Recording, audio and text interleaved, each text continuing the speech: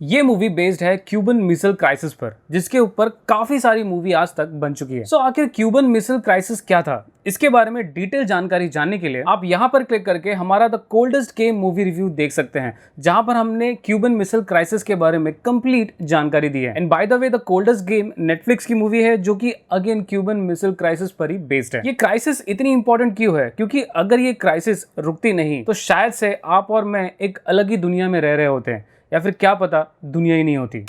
Subscribe कीजिए फिटफ्लिक्स को और बेल आइकन को दबाइए लेटेस्ट मूवी अपडेट सबसे पहले देखने के लिए।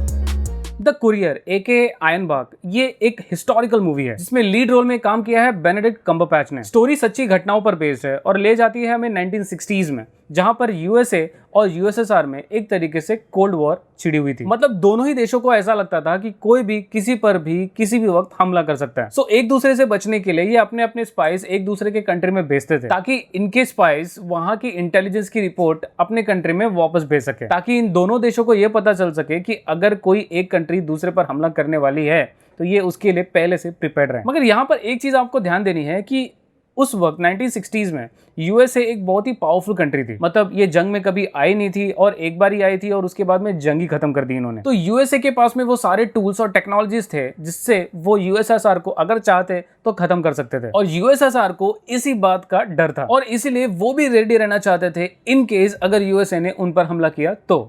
For years, the Americans have had nuclear missiles in Turkey aimed right at us. Oh, but how dare we put missiles in Cuba? Isn't that fair?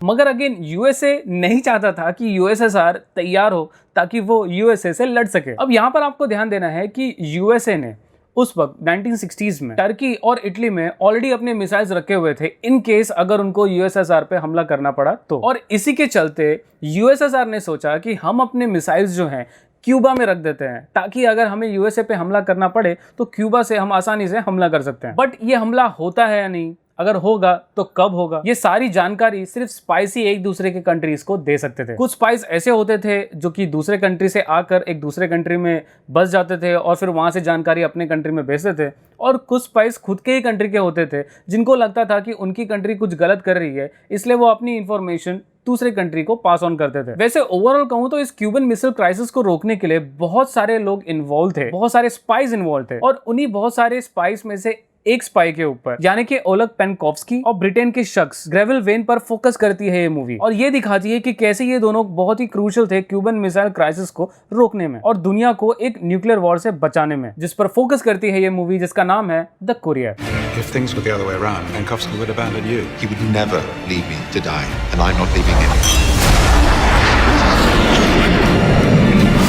I'm volunteering to bring back the best source of Soviet intelligence you got at a time where Russia and America are on the brink of nuclear war.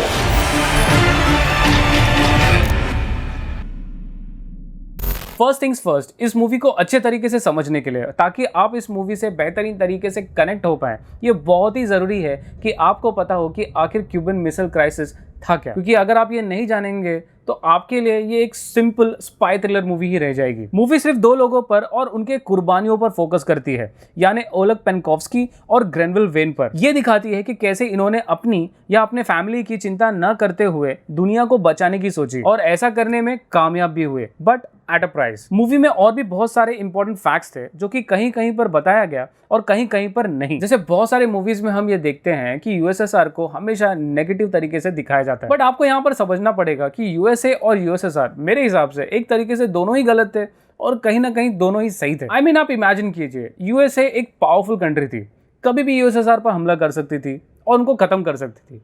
USSR को इस बात का डर था, तो अपने आप को प्रोटेक्ट करने के लिए उन्होंने कुछ एक्शन लिया ताकि इन केस अगर यूएसए उन पर हमला करता है तो वो भी यूएसए पे हमला कर सके। अब यूएसए ये सोच के डर गया कि अगर यूएसएसआर ने पहले हमला कर दिया तो शायद से हम हमला ना कर पाए, या फिर कहीं ना कहीं वो ये चाहते थे कि हमारे जितना पावरफुल कोई और ना हो, इसलिए वो यूएसएसआर को वो नहीं करने देना चाहते थे जो उन्होंने खुद फर्स्ट प्लेस किया था। सो अगर एक बंदा नहीं चाहता कि दूसरा आगे बढ़े और दूसरा बंदा अपने आप को डिफेंड करना चाहता है, तो ऐसे सिचुएशन में आप किसे ब्लेम करेंगे? वैसे देखिए, ऊपर से हर कोई बोलता है कि हम शांत प्रिय हैं, हम शांति चाहते हैं, हम जंग नहीं चाहते हैं, मगर जब भाई खुद पर पड़ती है ना तो सब एक दूसरे को डंडा करने लगते हैं। फॉर एग्जाम्पल इंडिया की बात ले लीजिए, जब इंडिया न्यूक्लियर टेस्ट करना चाहता था, एक न्यूक्लियर पावर्ड कंट्री बननी चाहती थी, तो यूएसए और पाकिस्तान बेसिकली नहीं चाहते थे कि ऐसा हो, बट चोरी चोरी चुपके चुपके इंडिया ने न्यूक्लियर टेस्ट किया और फाइनली एक न्यूक्लियर पावर्ड कंट्री बनी। अब अगर हर एक इंडियन से पूछें कि क्या ये सही था, तो सब यही बोलेंगे कि हाँ सही था, क्योंकि हमें भी रेडी रहना चाहिए इन केस कोई कंट्री हम पर अटैक करती है। तो उस वक्त कोई ये ध्यान नहीं देगा कि शायद इससे धरती खत्म हो सकती है। तो देखिए, एक तरीके से ये सही भी है और दूसरे तरीके से ये गलत भी है। Well, these things aside, movie की एक बात अच्छी लगी कि इसमें ज्यादा पॉलिटिक्स इन्वॉल्व नहीं किया गया। मूवी दो बंदों पर फोकस करती है, उनकी कुर्बानियों पर फोकस करती है, उन्होंने क्या क्या मेहनत की उस पर फोकस करती है, और ये दिखाती है कि उनको पता था कि शायद से उनकी जान भी खतरे में पड़ सकती है, बस उसी चीज पर फोकस किया। आई मीन, मैं हमेशा कहता हूं कि हर एक मूवी जब बनती है तो उसके positive as well as negative sides होते हैं, क्योंकि सिक्के के दो पहलू होते हैं और जरूरी नहीं है कि हर एक डायरेक्टर सिक्के के दोनों पहलू को कवर करे या फिर उसके पास में इतना ऑप्शन हो कि वो हर एक चीज कवर कर सके एक मूवी में। तो इस मूवी ने पॉलिटिकल एंगल कम और दो बंदों की कुर्बानियों पर बराबर फोकस किया है। मूवी में बेनेडिक्ट ने अपने रोल में ऑब्वियसली बेहतरीन परफॉर्मेंस दी है, बट मुझे ओलेग का रोल निभाने वाले मेरब नीनीडेस की एक्टिंग बहुत पसंद आई। मूवी में एक बेहतरीन डायलॉग है जो आपके दिल को छू जाता है। Have a look. We spent time together. I met his family. Maybe we're only two people. But this is how things change.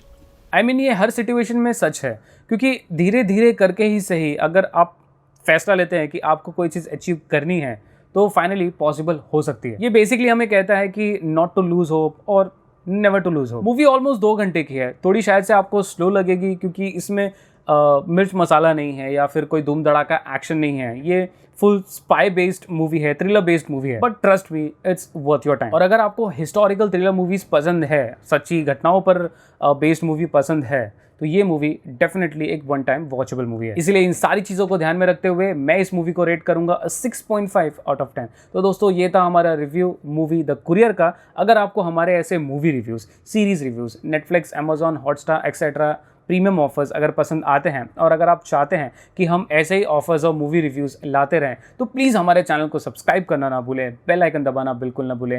अंत तक वीडियो देखने के लिए धन्यवाद। Stay home, stay safe.